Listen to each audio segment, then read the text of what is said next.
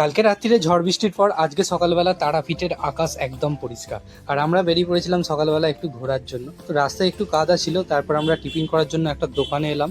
আর এখানে এখন আমরা খাবো ঘুগনি মুড়ি আর একটা চপ দেবে 25 টাকা। আর এখানে কচুরিও আছে, কচুরিগুলো যেগুলো 5 টাকা পিস বলছিল। তো খুবই সুন্দর খেতে লাগছিল। মন্দিরের গেটের একদম উল্টো দিকেই দোকান। তারপর আমরা বেরিয়ে পড়েছিলাম মন্দিরগুলি দর্শন করার জন্য।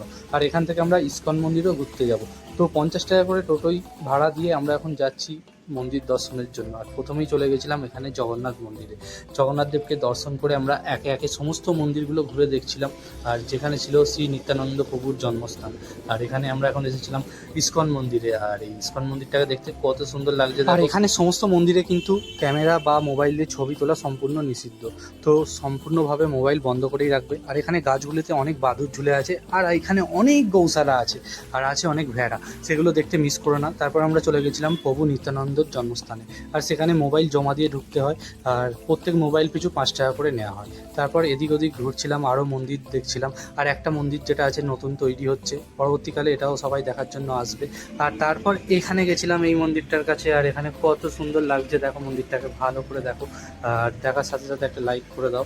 আর কারা কারা তারাপীঠ এসে এইগুলো ঘুরেছো আমাকে অবশ্যই কমেন্টে জানিও।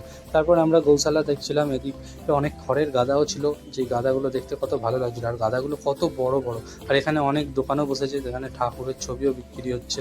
তারপর আমরা নিধুবনে গেছিলাম, সেখানে ঘুরে আবার ফিরছিলাম। আর দেখো এখানে মোষ যাচ্ছে কত।